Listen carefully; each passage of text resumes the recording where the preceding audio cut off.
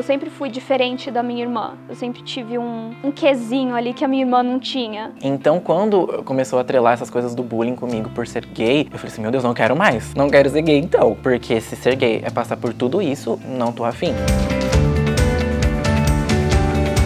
Foi um processo de muitas idas e vindas, porque uma hora eu pensava que estava apaixonada por meninas, outra hora eu achava que não, elas são só minhas amigas e eu gosto dela como se elas fossem minhas amigas. E isso aconteceu até 2019, quando eu tava entrando na faculdade de farmácia na época, e eu me aproximei de uma menina, foi minha amiga de infância. Sempre começa assim, né, com a amiga de infância. E a gente se aproximou, a gente tinha muita coisa em comum. Onde eu tava, se eu tava sozinha, eu pensava em como eu queria que ela estivesse ali comigo. Se eu olhava uma roupa, eu pensava em como ela ia ficar bonita naquela roupa. Então comecei a pensar, eu não penso assim sobre todo mundo, então deve ter alguma coisa. Eu acho que eu nunca descobri, eu sempre soube que eu era gay. Só que a primeiro passo, né, a gente tem um impacto, assim, de entender como que as coisas funcionam. Então eu acho que o meu primeiro contato, sabendo, assim, descobrindo que eu era um homem gay, não foi na prática sexual, ou então olhar e desejar um homem. Eu comecei a fazer os meus questionamentos a partir do momento que eu vi as coisas femininas, né, os acessórios ou as roupas,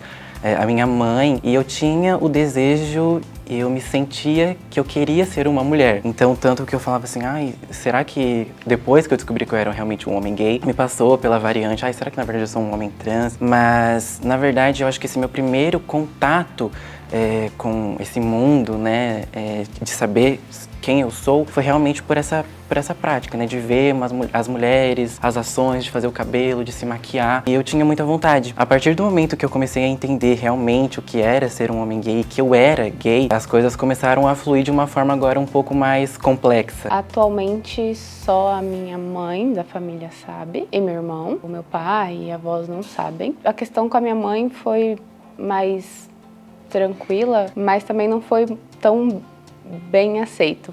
É uma coisa como se pudesse escolher, não seria assim. Eu voltei a fazer terapia e eu comecei a trazer essas questões para as minhas sessões, porque quando você se descobre uma pessoa não hétero, né, pan, bi, lésbica, a gente tem muito da heterossexualidade compulsória. A gente se sente muito compelida a gostar de homens, a se sentir majoritariamente atraída por homens, e não era o que estava acontecendo comigo, mas eu tava ali querendo me forçar porque é o normal.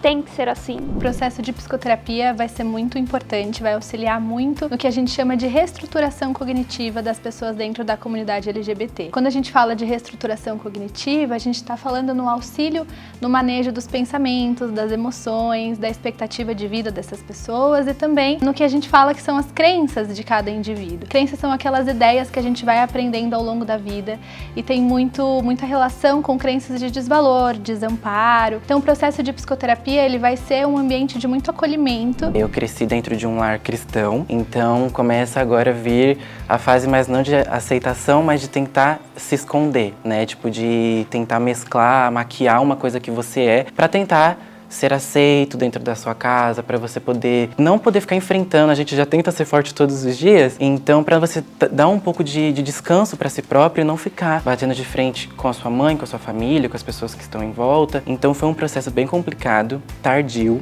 mas a partir do momento que eu descobri quem eu era, eu realmente falei, agora eu não posso mais me prender. Eu nasci para ser livre, eu nasci para ser quem eu sou. Minha maior rede de apoio, eu creio que tenha sido meus amigos. Então, meus amigos da época, né, quando eu me descobri, que foram pessoas que eu achei que poderia, principalmente por eu ter muita amiga mulher, eu achei que poderia ser um problema, mas elas me acolheram de uma forma que eu não esperava e eu tinha muito receio, né? Eu tinha muito medo de não ser vista da mesma forma e de ter um tratamento diferente de todas as amigas do grupo e não poder fazer coisas normais, assim, de dormir na casa e coisas do tipo. Mas muito pelo contrário, eu fui muito bem acolhida e elas confiaram em mim, em quem eu sou e que por mais, né, bissexual ou não mudaria o respeito que eu tenho por elas e por elas serem minhas amigas. Então, acho que com certeza meus amigos foram a minha maior rede de apoio. Eu sou uma pessoa não binária. Eu me descobri como uma pessoa não binária. Tô nesse espectro da transexualidade. Eu não me identifico inteiramente como uma mulher. Embora eu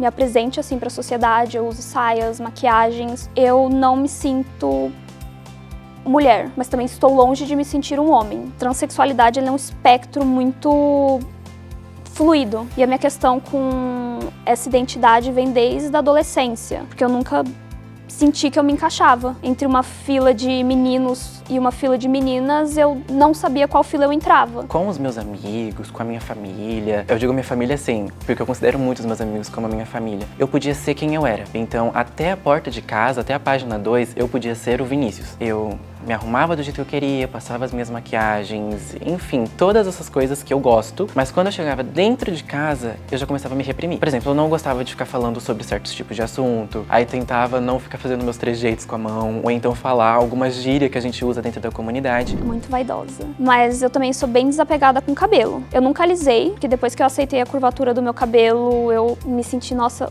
um leão, a rainha da selva. Então, eu já fiz de tudo sozinha. Primeiro, eu comecei cortando a franja sozinha. Depois, eu cortei o meu cabelo curtinho, porque o meu cabelo era nas costas. Eu cortei ele no ombro, sozinho em casa. Depois, eu resolvi raspar a lateral do meu cabelo. Eu raspava na Gillette, na época. Depois, conforme meu cabelo foi crescendo, eu resolvi pintar de ruivo. Eu fazia tudo em casa e eu pensava, se ficar ruim, é só raspar. Então, eu sou muito vaidosa, mas eu também sou muito desapegada na questão de cabelo. Então, não tenho problema com isso, sabe? Eu gosto de testar, eu gosto de experimentar. Tô esperando ficar bem femme fatale.